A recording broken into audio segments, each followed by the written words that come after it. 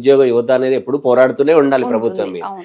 గతంలో పోరాడారు, ఇప్పుడు పోరాడుతున్నారు. రైట్. అంత పోరాటం ఉన్న వాళ్ళు ఈ పలానా వాళ్ళు నాకు ఇది ఆఫర్ చేశారు, ఇట్లా ఇట్లా నన్ను అడిగారు, డబ్బులు అడిగారు అని వచ్చి బహిరంగంగా పలానా మంత్రి, పలానా వ్యక్తి, పలానా వాళ్ళు అని ఎందుకు చెప్పలేకపోతున్నారు అనేది బేసిక్ క్వశ్చన్.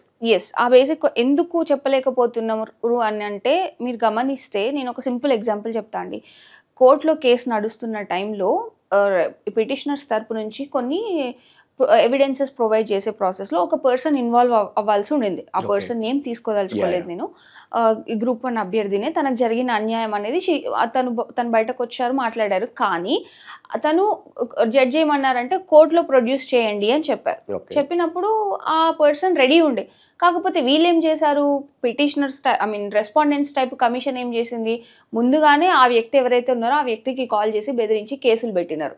సో ఆ లెవెల్లో వీళ్ళు చేస్తున్నప్పుడు ఇప్పుడు ఎవరైతే డైరెక్ట్ మినిస్టర్తో కాంటాక్ట్లోకి వెళ్ళిన పర్సన్ బయటకు వచ్చి మాట్లాడాలంటే వాళ్ళు ఎంత భయపడాల్సి ఉంటుంది. రేపు పొద్దున కేసు అయితే ఇంకా అసలు దేనికైనా అన్ఫిట్ కదా.